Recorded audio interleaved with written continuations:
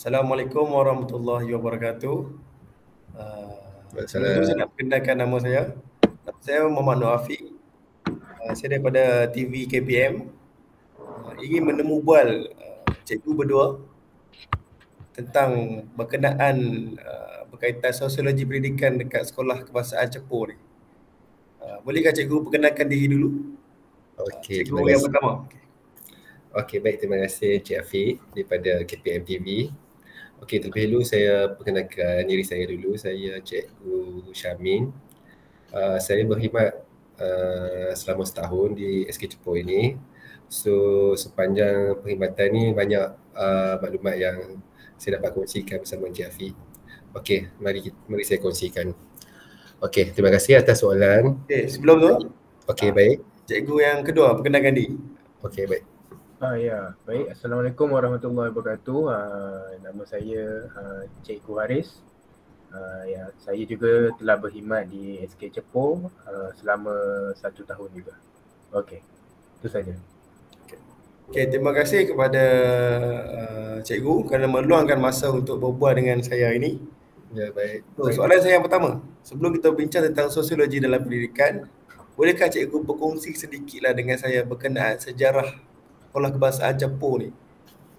Serta perjuangan yang cikgu-cikgu dahulu perjuangan. Okey, baik. Terima kasih atas soalan itu Cik Afiq. Okey, untuk maklumat Cik Afiq, sekolah kebangsaan Cepu ini mempunyai sejarah yang sangat menarik dan penuh dengan cabaran. Sekolah ini juga sebenarnya telah ditubuhkan pada tahun 1900 dan hanya ada seorang guru saja pada masa itu yang bernama Tuan Haji Senu bin Kadir. Dan murid-murid di masa itu juga tak silap saya 40 orang. Dan pendidikan pada masa itu juga berfokuskan kepada ilmu agama dan asas pembelajaran seperti tulisan Rumi, Jawi dan serta matematik. Dan untuk makluman Encik Afiq, nama Cepu ni sendiri diambil daripada pokok renek yang banyak tumbuh di sekitar kampung inilah. So saya nak tanya Encik Afiq, Encik Afiq pernah tengok tak pokok renek itu? Okey, saya baru tahu tentang pokok renek bernama Cepu ni. Boleh dapat bawa saya tengok pokok tu? Ya, insyaAllah. Okey, ada apa-apa lagi yang sejarah yang boleh Cikgu Haris rungkaikan ataupun tambah lagi untuk menarik lagi kita punya perbualan ni?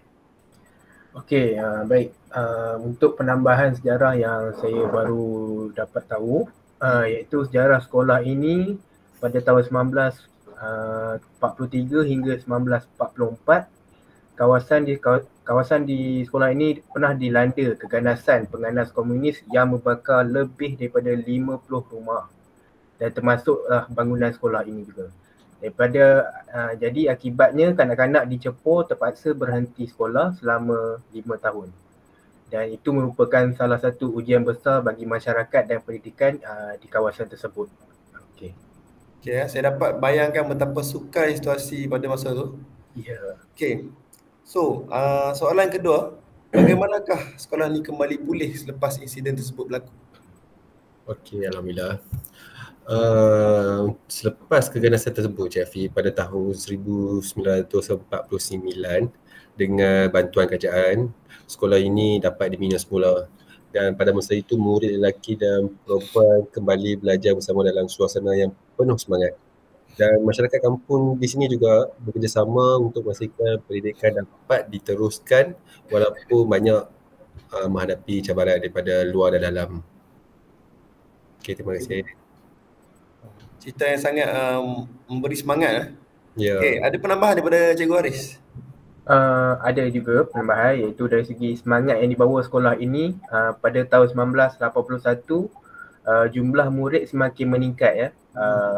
Sebuah bangunan tambahan telah dibina untuk menampung pelajar.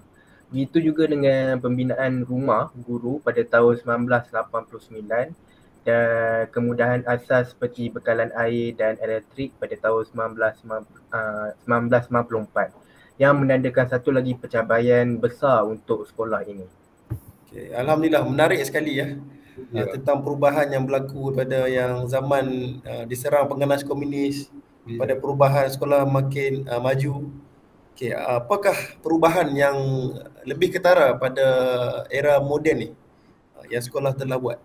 Okey, baik. Alright, baik. Sekolah ini juga akan terus berkembang. Pada tahun 2001 kita telah melakukan projek pengubahsuaian besar-besaran untuk meningkatkan kemudahan yang ada untuk murid-murid di sini. Contohnya termasuk struktur bangunan dan pejabat. Dan pada tahun 2002, tak silap saya, kita akhirnya memiliki bangunan baru 4 tingkat yang moden yang siap digunakan sepenuhnya pada tahun 2004. Kini kami memiliki kemudahan yang lebih baik dan lebih sesuai dengan keperluan pendidikan moden. So kalau Cik Afiq nak tahu tu di belakang sekolah saya ni ada bangunan 4 tingkat yang baru kita cat saja berwarna biru. So itulah bangunan yang baru ditubuhkan untuk murid-murid di sini yang 4 tingkat itulah. Jadi kemudahan infrastruktur sekarang ni lebih selesa lah untuk murid. Ya, betul. So apa tambahan lagi daripada Cikgu Haris tentang berkaitan dengan infrastruktur dekat sekolah ni? Saya rasa dari segi infrastruktur sudah cukup. Tapi bagi perjalanan panjang sekolah ini, dia mencerminkan hubungan yang erat antara pendidikan dan sosial akademik di kampung ini. Sekolah ini dia bukan hanya tempat untuk belajar akademik, tetapi ia juga simbol ketabahan dan semangat kerjasama dalam komuniti. Dari segi sejarah yang penuh perjuangan, sekolah ini dia menjadi salah satu lambang harapan pada generasi yang akan datang. Okey, saya setuju. Saya rasa memang sekolah ni banyak melalui banyak perubahan dan cabaran. Semuanya berkait rapat dengan kehidupan sosial dan komuniti dekat kawasan Kampung Cepu lah kalau tak silap saya. Ya. Okey, apakah peranan sosiologi dalam pendidikan di Sekolah Kebangsaan Cepu ni? Terutama dalam membantu pelajar dari latar belakang yang banyak perbezaannya. Cikgu Syamil, boleh ceritakan? Alright, baik. Sosiologi dalam pendidikan di Sekolah Kebangsaan Cepu ini sangat penting kerana ia membantu kami memahami keadaan sosial murid-murid kami. Contohnya masyarakat di sini mungkin tidak mempunyai banyak kebolehan, namun mereka mempunyai nilai kerjasama yang sangat tinggi. Kami juga berusaha untuk memastikan setiap murid mendapat pendidikan yang setara tanpa mengira latar belakang sosial mereka.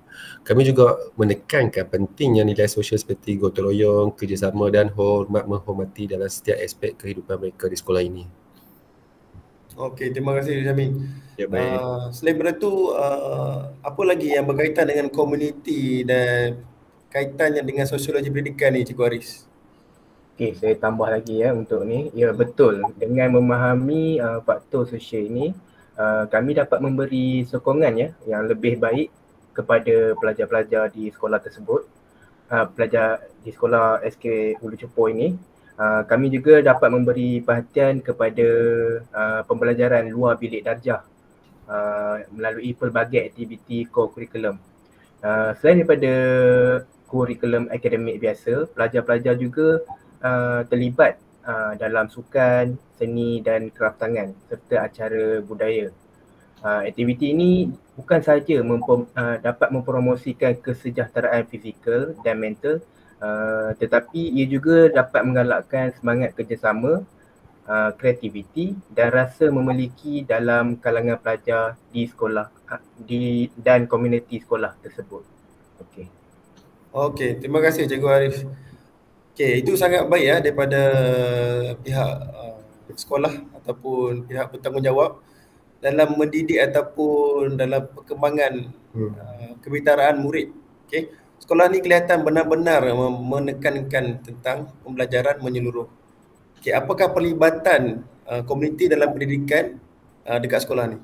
Komuniti ada melakukan aktiviti apa ke, Cikgu Syamil?